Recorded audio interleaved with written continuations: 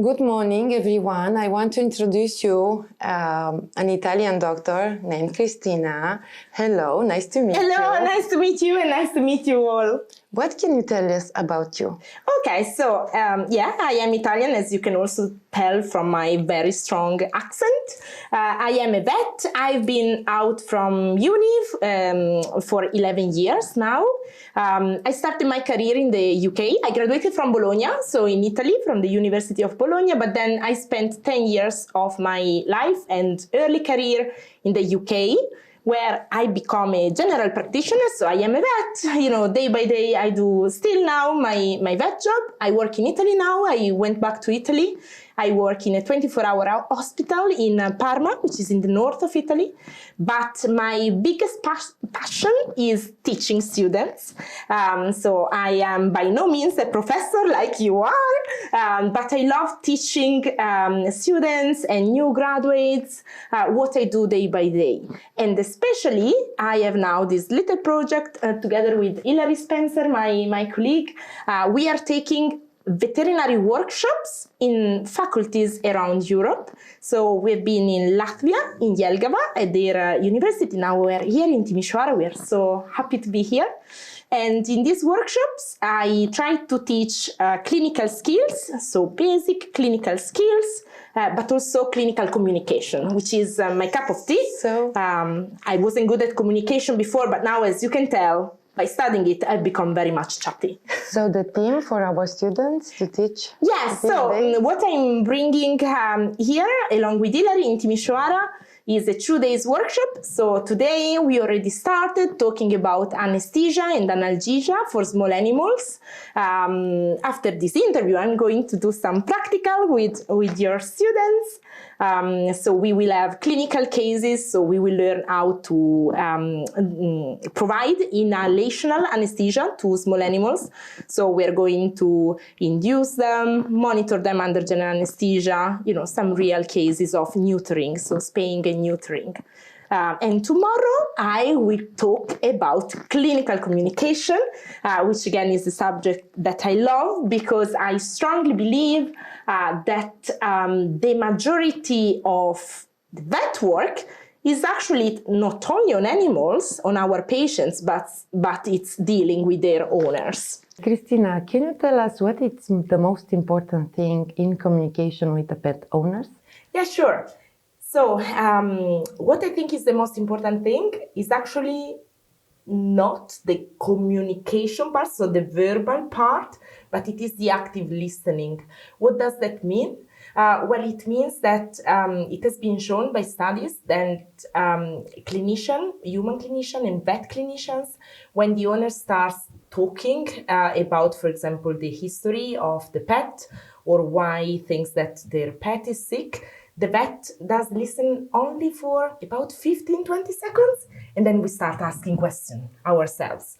Instead, it would be much more important, and this is what I'm trying to teach, to listen first. And active listening means listen and reflecting on what the owner is saying. And the other important thing, which I think is nice for students to know, is empathy.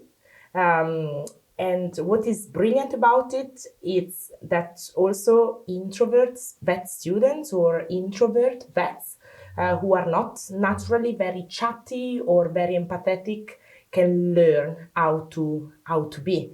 So it is a skill that can be taught. So I think these two, active listening and empathy. Thank you. Can you give us an example of your cases from your profession, please? Yeah, sure.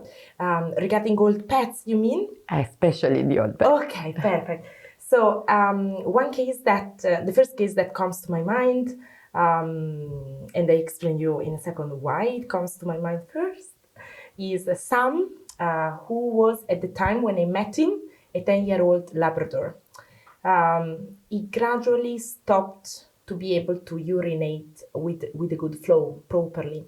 So I met him during a night shift the first time, because obviously when a pet is unable to urinate, it can get in serious trouble because obviously the bladder does expand, but it's like a balloon. It cannot, expand forever. And then the pressure goes backwards towards the kidneys, so they can go in kidney failure. So that first night, I had to catheterize him, and so to make him able to urinate. And then we started a whole workup to understand this problem. Eventually, we understood that there was a neurological problem with his bladder. And then, so the traditional way to address this issue would have been to have a permanent cystotomy tube, which means a permanent catheter that goes outside from the abdomen, so from the bladder outside from the abdomen. But the owner were unable to afford that. So I thought outside the box, and I was like, look, this dog is still so happy because obviously every time we were emptying his bladder, it was back to being super normal dog. And despite he was 10 years of age, he was super playful, so he was feeling well. So thinking outside the box, I placed a Foley, a urinary catheter, so urethral catheter, the traditional one. And then the owner were coming back and forth from the practice every couple of weeks to have that changed in order to try and minimize the risk of urinary tract infection. Obviously, there was a lot of commitment needed by these owners at home, to try and keep the environment as clean as possible. But what is great is that some lived another 2.5 years of a very happy life. To my knowledge, because I looked up a little bit at literature, this was never, done before, this sort of management. And this is the first case that comes to my mind because now his parents are my friends. And some passed away age 13 years old for an unrelated condition, or, well, difficult to say if maybe it was a septic embolus. Difficult to say. Anyways, he passed away after 2.5 more years of very happy life. And now I'm still their vet for their new puppy. So that's the best story I have. And this story leads to another question. Yeah. What is new in the therapy regarding the geriatric medicine? Yeah. So I think, a few things, but I feel to mention two, one for cats and one for dogs. So probably the not that new. It's been around for a sort of 3-4 years, I do believe, for cats, but it's very innovative. It's a monoclonal therapy for degenerative joint disease, and this is great for cats because up until a very few years ago, cats could only be treated with non-steroidal anti-inflammatories for pain. So that was the main stand for treatment. But obviously, long-term, that can cause kidney disease. And now, finally, we have another option, which is the monoclonal antibody therapy, which is the monthly injection. So I think for cats, that is the best thing. They are a bit expensive, but because it's been out for the past 2 to 3 years, it's becoming a little bit less expensive. And so there is a similar therapy for dogs. And they are coming out with new molecules, and that obviously brings the expenses down. So I hope the same will happen soon to cats, because obviously the research, goes on. So when that will happen, I hope, it will become even less expensive. But yeah, obviously expenses can be an issue, but the benefit that the cat receives without, side effects is great. So I think still worth it, but obviously that needs to involve communication between vet and owners, that's for sure.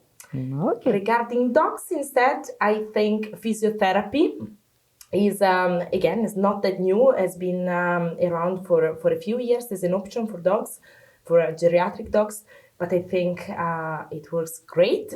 And especially a case that comes to my mind is another Labrador, bless her, Thea. She was 13 years old when she was hit with the car by the owner. So the owner ran over her in their own garden, unfortunately. So she ended up having a humeral fracture, so arm fracture. But she was a bit obese, so overweight. And she, prior to that, she had already some issues with her back legs, so degenerative joint disease with her back legs. So when it came to do an orthopedic surgery on her, even us as vets, we were a bit, I'm not sure what the outcome is gonna be. But the owner, maybe because they were also feeling guilty, they really pushed for treatment. So she had the surgery, and that went well without complication, but especially she had a full physiotherapy course. And she's probably now almost 14 years old, and she's still, hopping around, and she regained a lot of her mobility. So I think hydrotherapy and physiotherapy can be highly beneficial for our geriatric pets.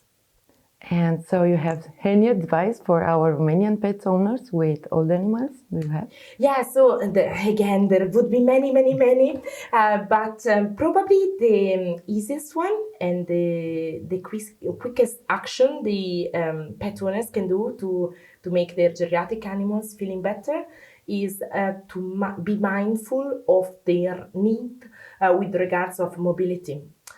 So, for example, when an old pet wakes up, it may be feeling a bit rigid. So if their pillow is near a slippery floor, when they get up, they may slip and splay their legs.